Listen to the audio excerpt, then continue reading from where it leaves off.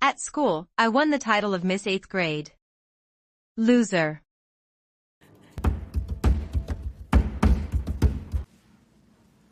You know the saying that easy money rarely brings happiness, but our heroine lives by her own rules, ignoring every warning.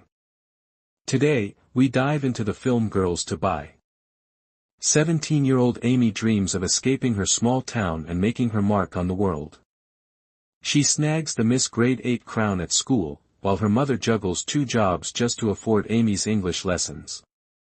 Determined to chase her dreams, Amy hustles for cash, even playing cards with local kids. When her funds run low, she boldly bets her underwear, vowing to strip if she loses. With her winnings in hand, Amy heads to the city for the big casting call.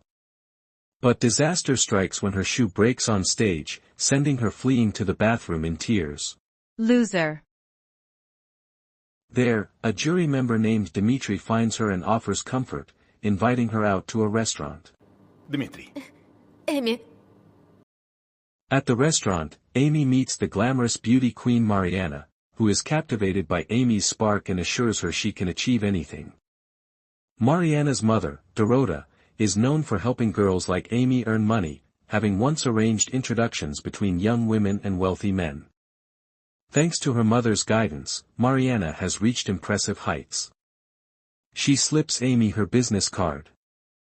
Dimitri then suggests they go to a hotel, but just as they reach the elevator, Amy's mother storms in and pulls her away.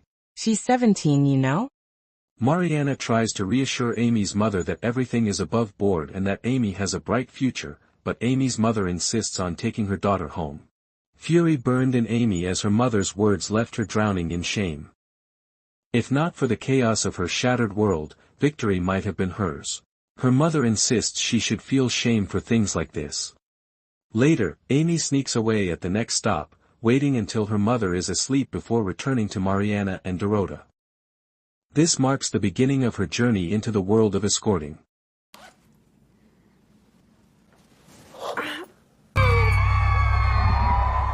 Amy quickly becomes a sensation, catching the attention of politicians, businessmen, and football stars.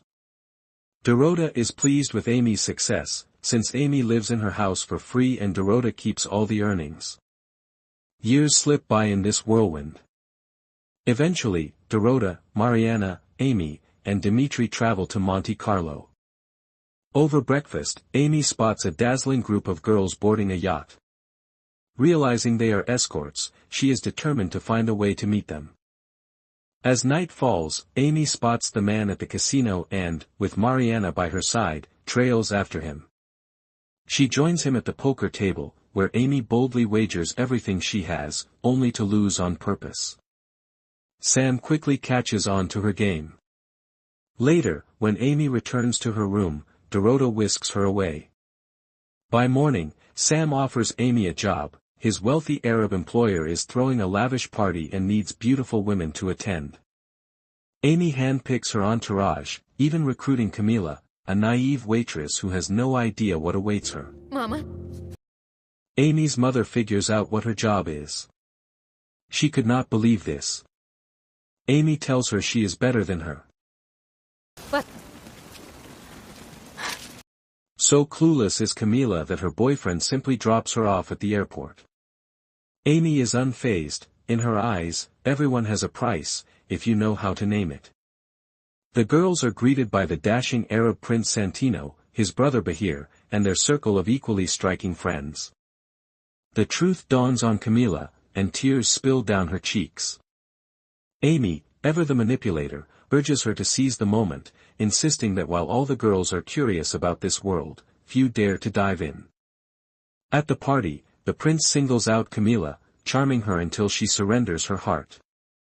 Sam is impressed by how the girls handle themselves.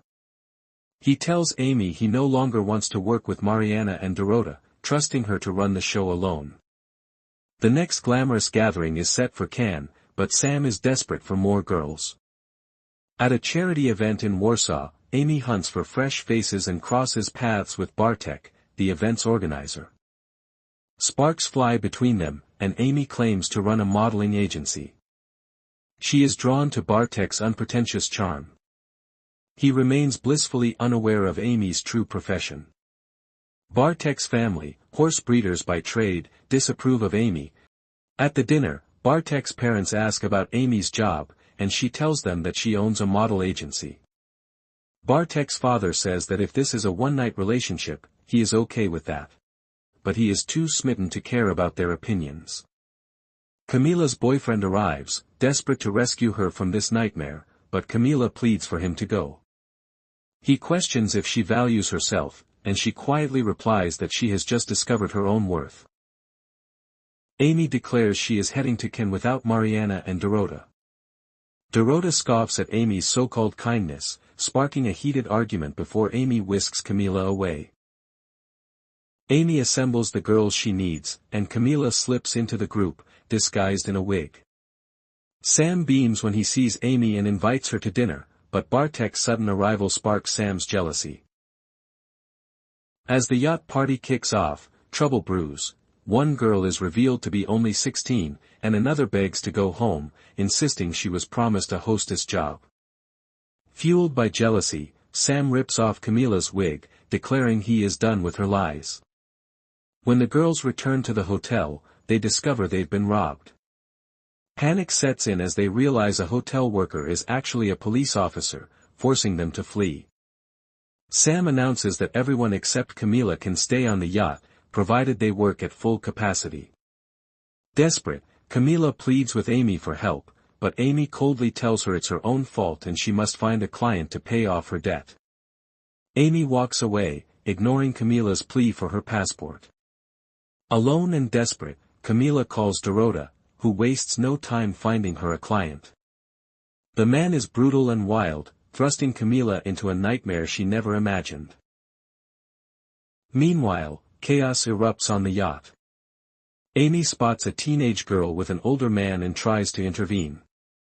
Bahir, annoyed by Amy's interference, asks her price. Amy retorts that no amount of money could buy her. Enraged, Bahir forces her onto the table. As Sam tries to step in, Bahir's friend holds him back. Sam, helpless, hands Amy a bottle. Without hesitation, Amy strikes Bahir. Santino arrives, revealing that his brother has crossed a line. Sam brings Amy to Santino, and the two find solace in each other. Meanwhile, Camila wanders the beach, desperate to reach Amy, but Amy is too preoccupied to notice. Later, while Sam showers, Amy discovers Camila's bag on a shelf and realizes Sam was behind the hotel robbery. The girls slip away from the party. Outside, Amy is swept up by Bartek, who, in front of Sam, whisks her away to the beach and proposes. Overwhelmed by despair, Camila wades into the water and lets the waves claim her. Years pass, and Amy steps into motherhood, raising her daughter Camila with Bartek. Haunted by guilt over Camila's death, she names daughter after her. One afternoon, Amy comes home to find Bartek deep in conversation with Sam, who dreams aloud of buying a horse. As Bartek departs, Sam unexpectedly proposes, inviting Amy to a lavish party in Dubai where the prince himself requests her return. Amy stands firm, insisting that her choices define her, not her past. After Sam leaves, Mariana and Dorota approach, eager to profit and recruit girls themselves, but Amy refuses once more. Suddenly, Bartek receives a mysterious video exposing Amy's night with Dmitri. Heartbroken, he takes Camila and leaves. Desperate to reunite with her daughter and start anew in Canada, Amy reluctantly accepts the job.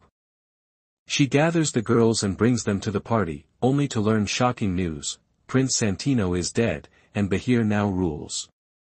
Bahir, still nursing a grudge from when Amy struck him with a bottle, has spent years plotting revenge.